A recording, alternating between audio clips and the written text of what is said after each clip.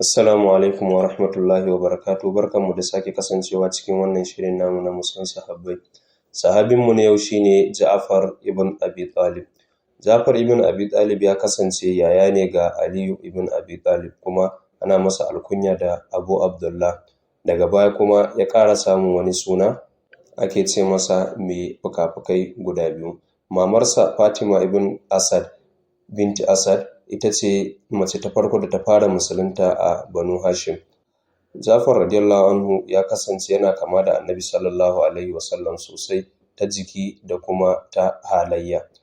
Kuma Ja'far ya tashi ne a gidan kawunsa Al-Abbas, yana daga cikin wanda suka fara karɓan addinin musulunci, kuma ma yana daga cikin wanda suka yi hijira zuwa garin Habasha. Hasali ma shine shugaban wanda suka yi hijira, lokacin yana ɗan shekara 20 da wani abu. Ja'far radiyallahu anhu ya taka gagarumin rawa a Habasha. Shine ya ba Najashi sarkin Habasha ya masa da'awa har Najashi ya musulunta, kuma shine wanda ya yi magana da yawan musulmai, ya kare musulmai a lokacin da Qurayshawa suka so su dawo da su garin Makka. A lokacin ne ya yi magana da yawan musulmai a fadar Najashi. Ja'far ya kasance a ƙasar Habasha sama da shekara 10. Saboda haka abubuwa da yawa na sira sun faru baya nan, kamar su yakin Badar da Uhud da sauransu. Ya dawo Madina ne a lokacin shekara 7 bayan hijira, a daidai lokacin da musulmai suka ci yakin Khaibar. A lokacin Annabi sallallahu alaihi wasallam yana cikin farin ciki sosai, ya ganshi yake sumbatansa, yake cewa ban san wani abu bane yafi min farin ciki, shin dawowan Ja'far ne ko kuwa dai nasara akan Khaibar. Ba da jimawa ba, a shekara na 8 bayan hijira, yakin Mu'ta ta zo.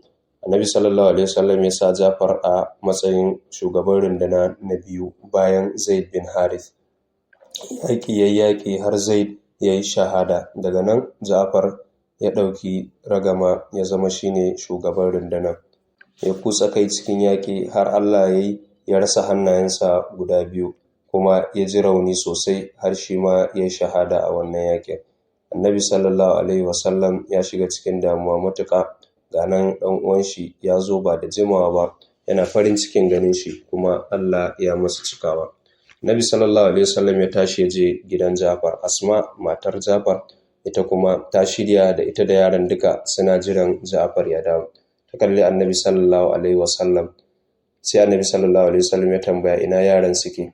Ta kira su suka zo, yana wasa da su, amma Annabi sallallahu alaihi wasallam ba zai iya rike hawayensa ba. Asma ta tambaya ina Ja'far. Annabi sallallahu alaihi wasallam ya bata labarin. Asma ta fara ihu tana kuka. Annabi sallallahu alaihi wasallam ya rarrashe ta, har daga baya yake cewa naga Ja'far yana yawo da mala'iku a sama a aljanna. Shine aka sa masa suna mai fuka-fukai guda biyu. Allah ya canza wayannan hannayen nasa da ya rasa da fuka-fukai.